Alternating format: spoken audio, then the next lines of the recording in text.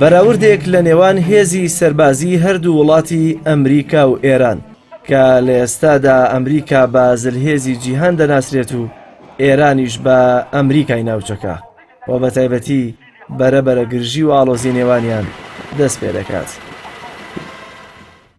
لە ڕووی بەهێزی سوپاوە لە کۆی 137 وڵاتی ئەمریکا بە پلەی یەکەم دێت و وڵاتی ئێران بە پلەی 14ەم.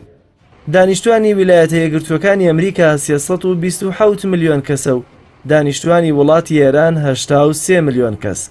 لە ئەمریکا 119 ملیۆن کەس تەمەنی سەربازی گونجاوە بۆ جەنگ و لە وڵاتی ئێران 39 ملیۆن کەس تەمەنیان گونجاوە بۆ سەربازیکردن.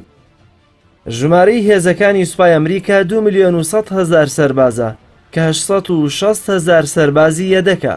ژمارەی هێزەکانی سوپای ئێران 873 هەزار سەربازە و 350 هەزاری یەدەکە. بودجەی ساڵانەی وەزارەتی بەرگری ئەمریکا 716 میلیارد دۆلارە. بودجەی ساڵانەی وەزارەتی بەرگری ئێران 6 میلیارد و 300 میلیۆن دۆلارە.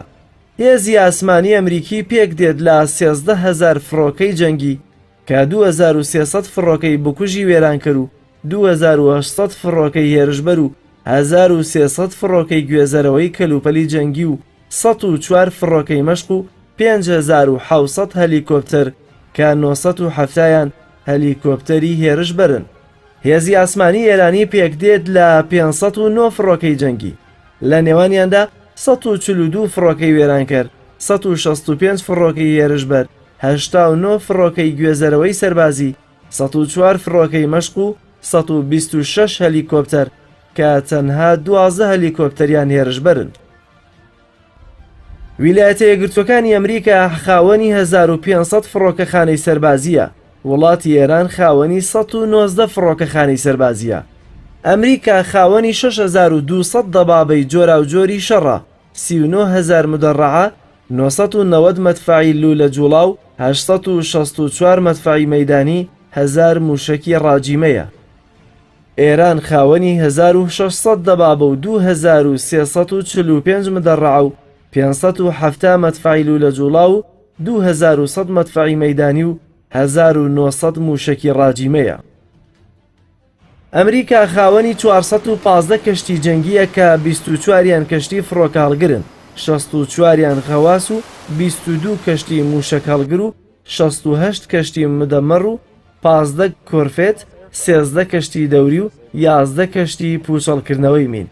ئێران خاوەنی 319 کەشتی جەنگیە، 34 غەواسە و 6 کەشتی مدمەر، 3 کۆرفێت، 88 کەشتی دەوریە و 3 پوچەڵکەرەوەی مین.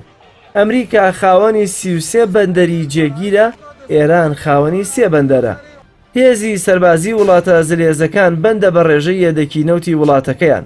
هەرچەندە ئەمریکا پلەی یەکەمی جیهانی گرتووە لە ڕووی بەهێزی سوپاوە، بەڵام یەدەکی نەوتی 36.5 ملیار بەرمیل نەوتە، لە کاتێکدا وڵاتی ئێران خاوەنی 158.4 ملیار بەرمیل نەوتی یەدەکە.